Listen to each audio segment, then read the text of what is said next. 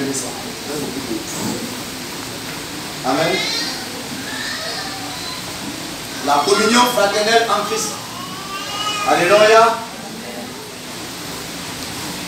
Alors, pourquoi devons-nous parler de communion?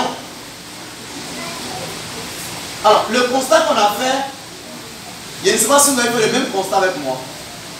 C'est que des personnes, des femmes et des hommes, des chrétiens qui disent venir d'un même sauveur, d'un même Seigneur, vous allez voir entre eux, ils ne s'aiment pas. Ça dit des personnes qui disent venir d'un même Père, qui est Dieu, et de son Fils Jésus-Christ. Ce qu'on a constaté entre eux, ils ne s'aiment pas. Ils ne se supportent pas. Dans une même communauté, ils ne se supportent pas. À plus forte raison, des différentes communautés. On ne se supporte pas, on ne s'aime pas, on se rejette. C'est pourquoi il est bon que nous vous parlons de la communion fraternelle.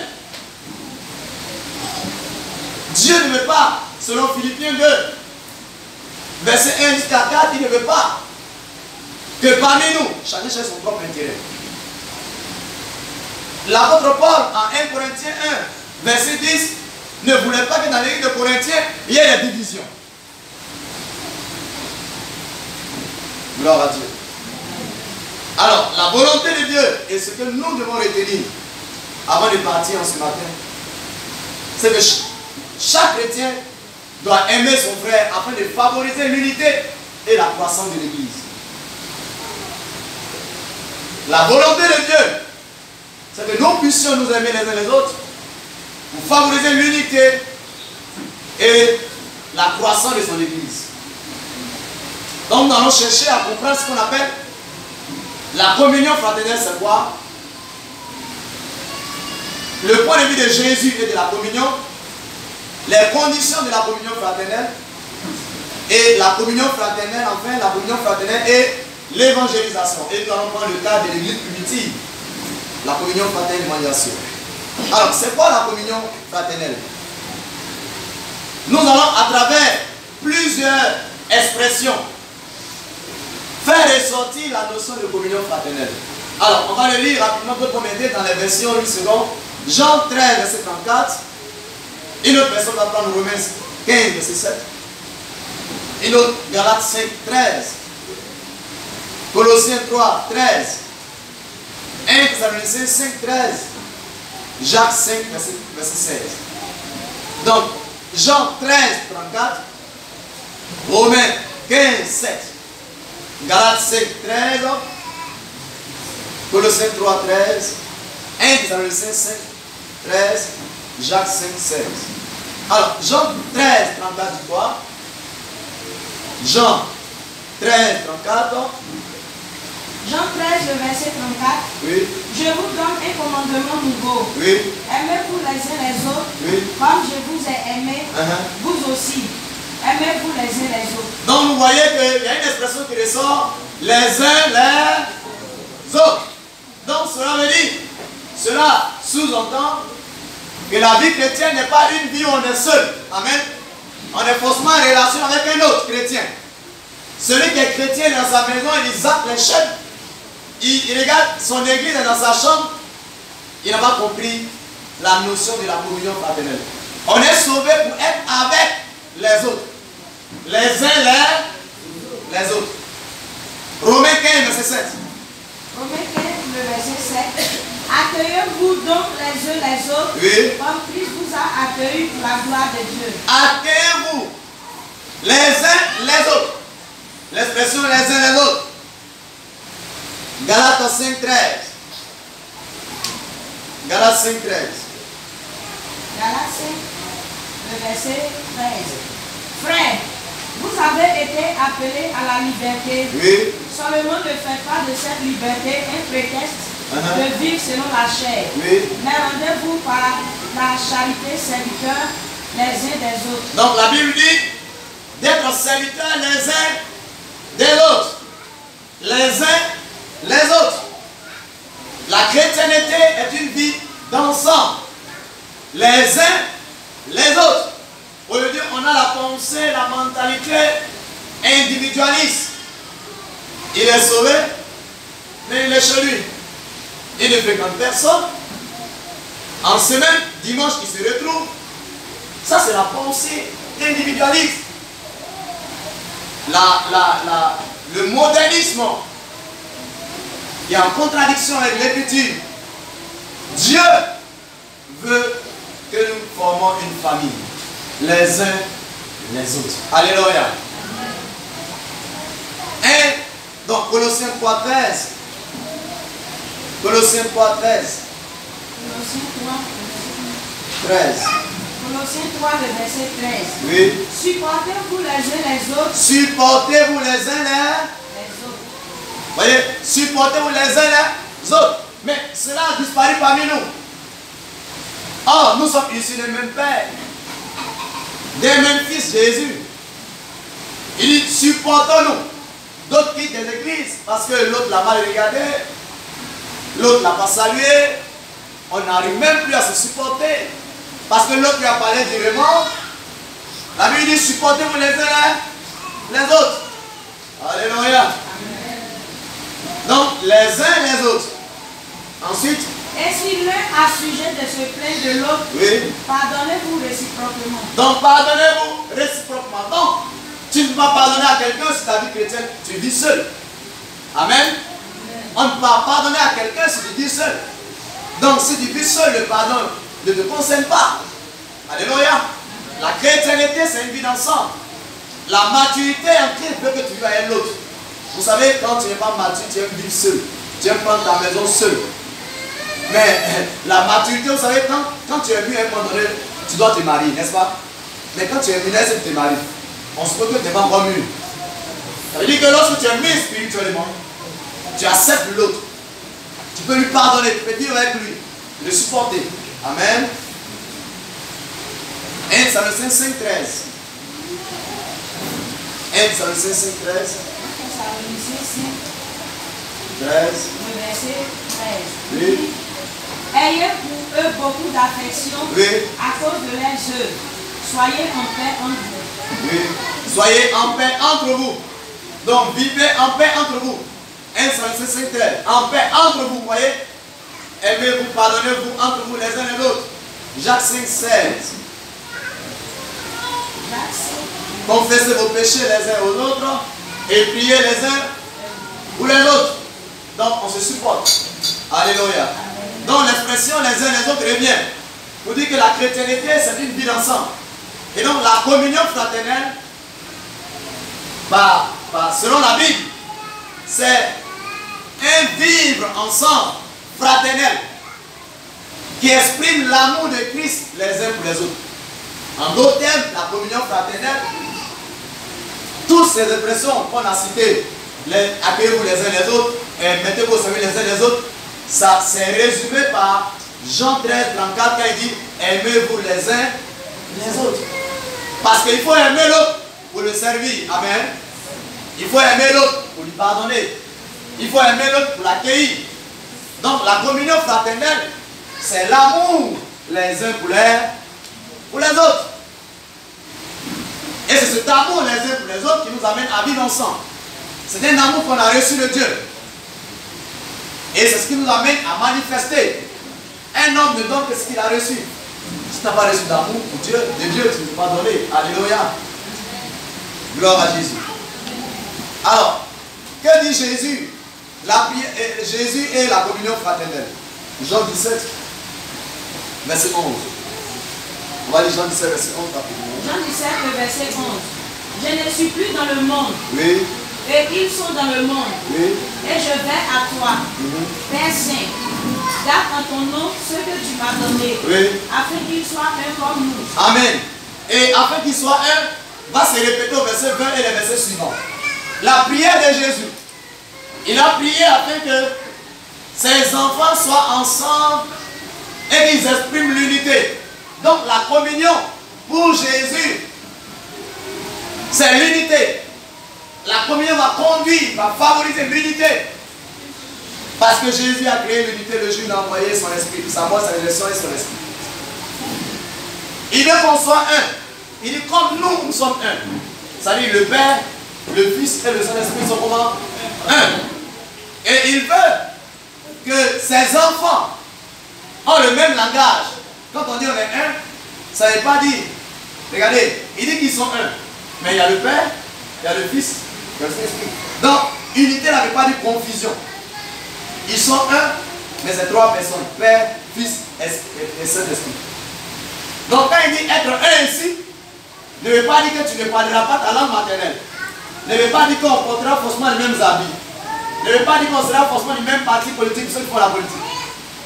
Mais en Christ, on aura les mêmes sentiments, les mêmes pensées, le même cœur.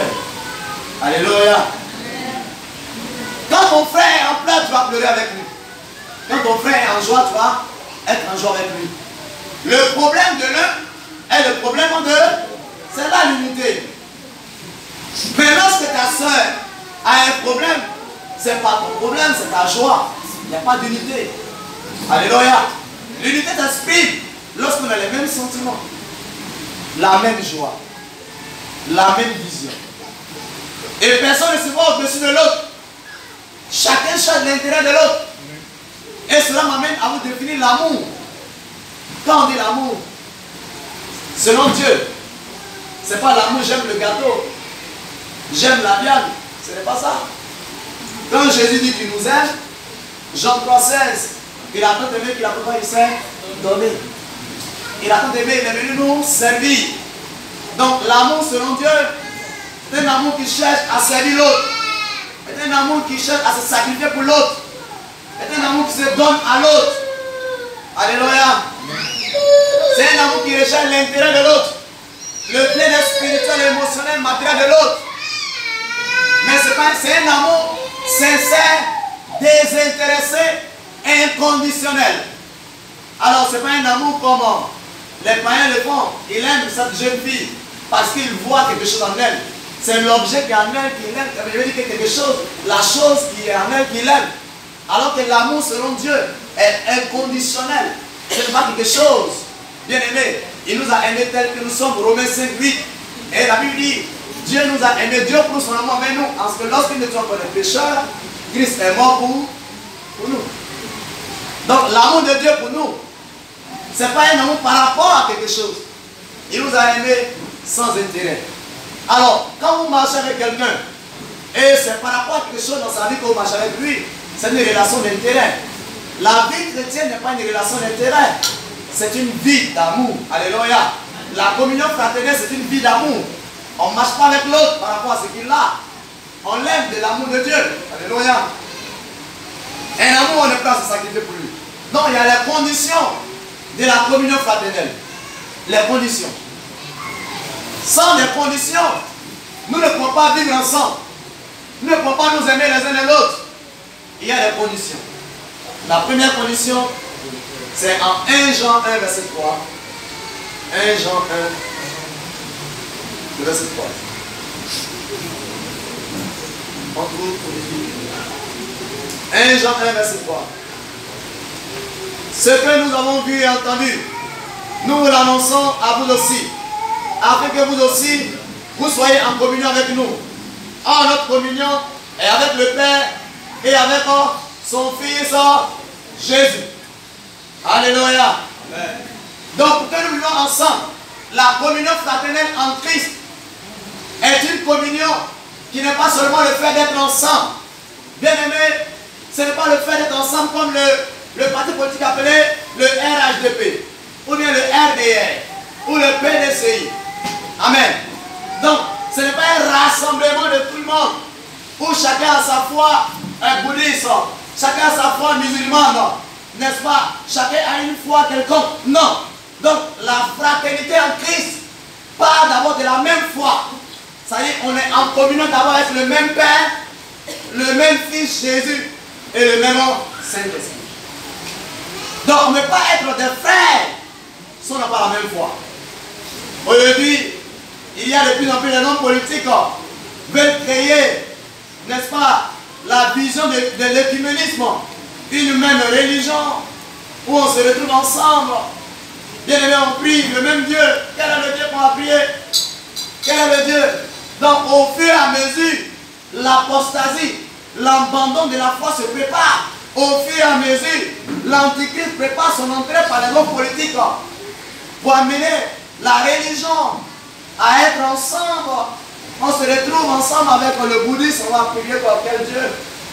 On se retrouve ensemble avec le musulman, on va prier quel Dieu? Amen. Alléluia, lui ne croit pas en Jésus. Amen. Le témoin de Jéhovah ne croit pas que Jésus est le Fils de Dieu. Alléluia. Donc la communion fraternelle part de la même foi. Il faut que nous ayons la même foi. Il faut que nous croyions tous en Jésus. Celui qui ne croit pas en Jésus n'est pas ton frère, donc tu dois l'évangéliser. Oui. Le musulman n'est pas ton frère, il a besoin d'évangélisation. Le bouddhiste n'est pas ton frère, il a besoin d'évangélisation. Alléluia. C'est parce que nous considérons, on parle le langage des hommes politiques. Non, le musulman est mon frère, et donc le chrétien qui est là ne l'évangélise pas. C'est la même religion, c'est la même chose. La chrétienté n'est pas une religion. La chrétienté, c'est une vie, la vie de Dieu en nous, qui se reçoit par la foi en Jésus, c'est un don de Dieu. Amen. Ce n'est pas un ensemble de règles là-dessus pour aller au paradis, non. La chrétienté, c'est une vie qui se reçoit par la foi en Jésus. La nouvelle naissance, c'est un don de Dieu. Le paradis, selon la Bible, c'est un don de Dieu. Alléluia. Quiconque ne croit pas en Jésus n'est pas sauvé. Jean 14, 6, sur le chemin, la vérité et la vie, Dieu ne va au Père que par moi. 1 Timothée 2, verset 5, il dit qu'il y a un seul Dieu, mais un seul médiateur entre Dieu et les hommes, c'est qui? Jésus-Christ. Oh. Il y a un seul Dieu, mais un seul médiateur. Un seul par qui on passe parler au ciel. Et le dire, ce n'est pas, n'est-ce pas, mal parler, c'est de rendre la Bible, c'est d'être courageux et de dire la parole de Dieu. Il y a un seul Dieu, mais il y a un seul médiateur. Alors nous devons inviter autour de nous, tous ceux qui veulent vivre avec nous en communion, c'est de croire en Jésus-Christ. Bien entendu, à cause de l'amour qu'on a reçu, on va aimer le musulman tel qu'il est, on va aimer le bouddhiste, mais on ne peut pas être en communion. Ce n'est pas encore un frère, il doit se convertir. Alléluia. Amen. Gloire à Jésus. Donc la condition de la communion fraternelle en Christ, c'est d'abord de croire en Jésus. Donc si tu es là et tu es un sorcier parmi nous, tu n'es pas encore notre frère. Tu dois croire en Jésus. Si tu es là et que Dieu, tu crois à autre chose, autre personne que Jésus, tu n'es pas encore notre frère. Tu dois te convertir. Amen. Le sorcier ne peut pas s'assembler avec celui qui a le Saint-Esprit. Non, parce que ce n'est pas le même esprit. On ne peut pas s'entendre. Parce que l'esprit de sorcellerie et l'esprit saint, c'est la même chose. Amen. Si tu as animé de l'esprit de l'impudicité, ou bien tu as animé l'esprit d'adultère, tu trompes ta femme, on ne peut pas s'entendre. Alléluia. On ne peut pas vivre ensemble. Et cela m'amène à parler de la deuxième condition. Vivre une vie de sainteté. 1 Jean 1, verset 6. Mais si nous marchons dans la lumière, comme il est lui-même dans la lumière, nous sommes mutuellement en communion et le sang de Jésus, son Fils, nous purifie de tout péché. Bien aimé, celui qui dit qu'il connaît Jésus, il est en communion avec Jésus et il vit dans les ténèbres, c'est un menteur. Si tu dis que tu connais Jésus et puis tu trompes ta femme, tu es un menteur. Tu connais Jésus depuis longtemps, tu vis dans ton concubinage, tu n'as pas encore doté, tu es un menteur. Tu connais Jésus et puis au travail tu détournes de l'argent, tu es un menteur. Il ne t'a jamais connu, tu ne l'as jamais vu. Celui qui l'a vu, ce qu'il découvre premièrement, c'est sa sainteté. Il est dans une lumière inaccessible, pas voir. Quand tu vois cette lumière, là tu tombes. Cette lumière protège sa face. Il est tellement saint. Tu ne peux pas le voir et conserver ta nature de pécheresse. Ta nature change. Tu reçois la sainteté dans ton être entier. Alléluia. Amen. Et tu vis la sainteté. Donc on ne peut pas être en même famille. On ne peut pas être ensemble dans la communion si les gens sont dans le péché. D'autres ne sont pas dans le péché. Puis on vit ensemble, on dit que nous sommes des frères. Ce n'est pas possible. En 1 Corinthiens 5, l'apôtre Paul dit que mais vous êtes orgueilleux. D'abord le verset 1, il dit il y a une impudicité qui existe parmi vous, qu'on ne trouve même pas chez les païens. Au point qu'un de vous a pris la femme de son père. Et ça ne gêne pas les chrétiens. Chacun est orgueilleux. Chacun se suffit s'occuper de la vie de son frère. Alors que dans la communion fraternelle, quand ton frère est dans le péché, c'est toi qui es dans le péché, ça t'interpelle. Tu cherches à l'aider. Mais les Corinthiens s'en foutaient. Il est dans le péché, son problème. Lui, il couche avec la femme de son père. Et ça gêne personne. Chacun est à l'aise. Et on est dans la même église. Il couche avec la femme de son frère, de son père. L'apôtre Paul, il dit absent de corps, mais présent en esprit. Qu'un tel homme soit livré au diable pour la destruction de sa chair et que son esprit soit sauvé au jour du Seigneur. Alléluia. Amen. Mais en le livrant, il le livre par amour, il veut qu'il change. Mais en le livrant, c'est-à-dire il le laisse au diable et que le diable lui montre ce qu'on appelle, n'est-ce pas, et quand la main de Dieu n'est pas sur toi. Vous voyez, la main de Dieu est sur nous. Pour les protéger. Mais quand Dieu en est sa main, Satan va te montrer la valeur de Dieu. Alléluia. Amen. Il dit pour la destruction de sa chair. Alléluia. Donc, nous pouvons vivre ensemble dans la communion lorsque chacun d'entre nous vit une vie de sainteté. Alléluia. Tu ne peux pas vivre avec un impudique.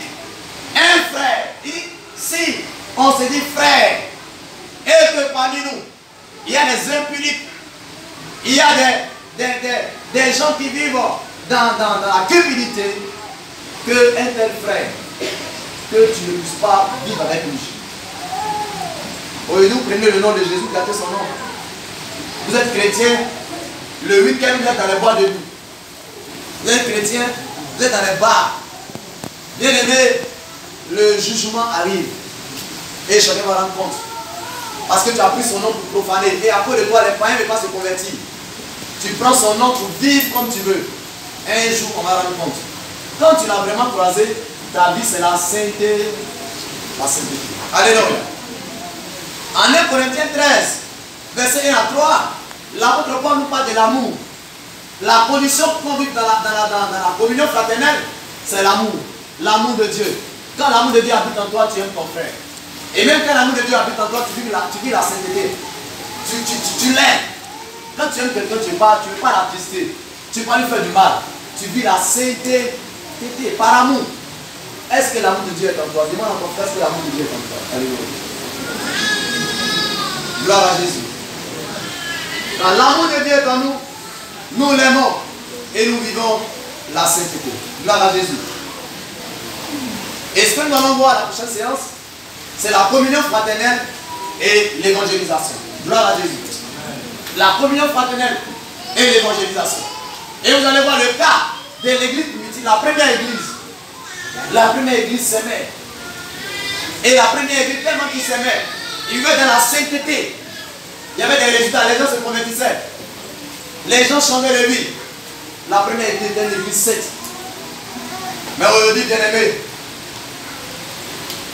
le disciple ne paye pas le prix. On est enfant de Dieu, mais on ne paye pas le prix. Ça dit quoi? On pense que la vie chrétienne, c'est bon marché, tout le monde est chrétien. Tout le monde n'est pas chrétien. Un vrai chrétien, il sera persécuté par son ami païen. Tu vas payer le prix de ta foi. Il va te rejeter parce que tu ne vas plus au matin avec lui. Il va te rejeter parce que tu arrêtes la corruption au travail. Quand on est chrétien, tu vas payer le prix de ta foi. Aujourd'hui, tout le monde dit les chrétiens, tout le monde dit les chrétiens. Non. La première église, quand tu dis que tu es chrétien, tu sais que tu vas mourir.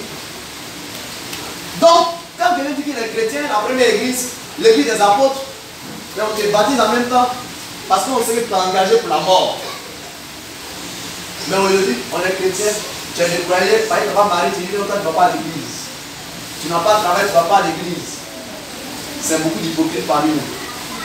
Tu n'as jamais rencontré Jésus. Tu n'es pas né de nouveau. Quand on est né de nouveau, on est prêt à mourir pour Jésus. On s'engage jusqu'à la mort. Ce n'est pas Marie qui va te donner la vie éternelle. Ce n'est pas le travail qui va te donner la vie éternelle. Il n'y a rien dans notre vie qui peut nous donner la vie éternelle. C'est la foi en Jésus-Christ. Quiconque croit en Jésus-Christ, quiconque est né de nouveau, il s'engage pour le royaume. Il évangélise, il travaille pour le royaume de Dieu. Alléluia. Et nous allons développer, et nous parlerons de cela. Donc vous voyez que lorsque nous sommes en communion, ça favorise l'unité, ça favorise la croissance. Les gens se convertissent. Les gens viennent parmi nous parce qu'ils voient l'amour. Quand il y a l'amour parmi nous, les gens viennent. Mais elle vient, elle est païenne, elle vient, elle est assise à côté de toi, mais elle te voit en train de critiquer l'orateur, son habit, sa taille. Et elle a signé les nouvelles. Mais dis donc, elle voit qu'ici c'est un monde de l'enfer. Elle préfère aller dehors. Alléluia. Parce qu'elle ne voit pas de l'amour. Amen. Bien aimé, on a besoin d'être en amour pour que les païens soient gagnés. Et nous en parlerons dans les détails de la prochaine séance. Amen. Que la paix de notre Seigneur soit sur nous. Et que la véritable communion, le véritable amour soit notre partage. Et je vous rends ce témoignage terminé. Il y a une femme mariée qui avait eu un problème avec son mari de séparation. Donc je peux même dire de divorce. Une femme que nous connaissons. Et cette femme, vivant avec les enfants, était étonnée que son homme, son ancien homme, a envoyé des hommes chez elle pour la tuer. Histoire vraie, je vous dis la vérité, d'une femme que je connais. Le monsieur a bien indiqué où la femme est. Il a bien indiqué à quelle heure descend du travail. Tout. Les gens sont arrivés, ils étaient sur le point de la tuer. Quand ils sont arrivés, de nouvelles personnes, elle les a bien reçus. Elle les a donné à manger, tout et tout. Elle a manifesté de l'amour. Elle ne savait pas que c'était le jour de sa mort.